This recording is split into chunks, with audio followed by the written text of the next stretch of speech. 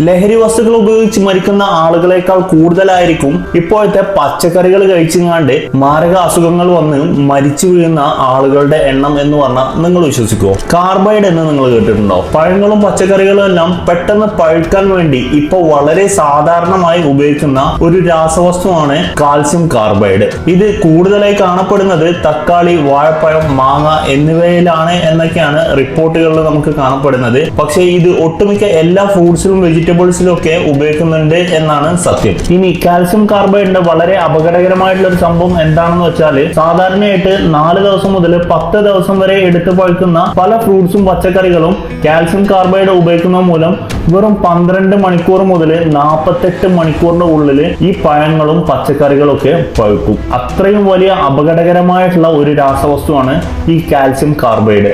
ഈ calcium carbide എന്ന രാസവസ്തു മനുഷ്യന്റെ ഉള്ളിലേക്ക് പോയാലുള്ള സൈഡ് എഫക്ട്സിനെ കുറിച്ച് നിങ്ങൾ കേട്ടിട്ടുണ്ടോ? തലവേദനയും ഛർദിയൊക്കെ വളരെ ചെറിയ സൈഡ് എഫക്ട്സ് ആണ്. പക്ഷേ ഇത് സ്ഥിരമായിട്ട് അങ്ങനെ ഉള്ളിലേക്ക് പോകുന്നത് മൂലം നിങ്ങളുടെ കണ്ണിന്റെയും ശ്വാസകോശത്തിന്റെ ഒക്കെ പ്രവർത്തനം പതിയെ നിൽക്കും. അങ്ങനെ ക്യാൻസർ പോലുള്ള മാരകാസുഖങ്ങളൊക്കെ വരാൻ വളരെയധികം സാധ്യത കൂടുതലാണ്. ഇന്ന് നമ്മൾ പറഞ്ഞത് പഴങ്ങളിലും പച്ചക്കറികളിലും ഒക്കെ ഉപയോഗിക്കുന്ന വെറും ഒരു രാസവസ്തുവിനെ കുറിച്ച് മാത്രമാണ്. പക്ഷേ ഇതിലും കൂടുതലാണ് പഴങ്ങളിലും പച്ചക്കറികളിലും ഒക്കെ ഉപയോഗിച്ചുകൊണ്ടിരിക്കുന്നത്. ഇനി നിങ്ങളുടെ കൂട്ടത്തിലും ഉണ്ടാവും വെജിറ്റേറിയൻ കഴിക്കുന്നത് ശരീരത്തിന് വളരെ നല്ലതാണെന്ന് പറയുന്ന കുറെ സുഹൃത്തുക്കൾ. അവർക്ക് വീഡിയോ ജസ്റ്റ് ഒന്ന് ഷെയർ ചെയ്ത് കൊടുത്തേക്ക്. കഴിക്കുന്നത് നല്ലതാണെന്ന് എപ്പോഴും ഉറപ്പുവരുത്തുക. പക്ഷെ എത്ര ഉറപ്പുവരുത്തിയാലും ഈ ഒരു കാലഘട്ടത്തിൽ നല്ലത് മാത്രം കിട്ടാനും വളരെ കഷ്ടപ്പാടാണെന്ന് നമുക്ക് എല്ലാവർക്കും അറിയാം. അപ്പോൾ അടുത്തൊരു ദിവസം അടുത്തൊരു വീഡിയോ ആയിട്ട് കാണാം.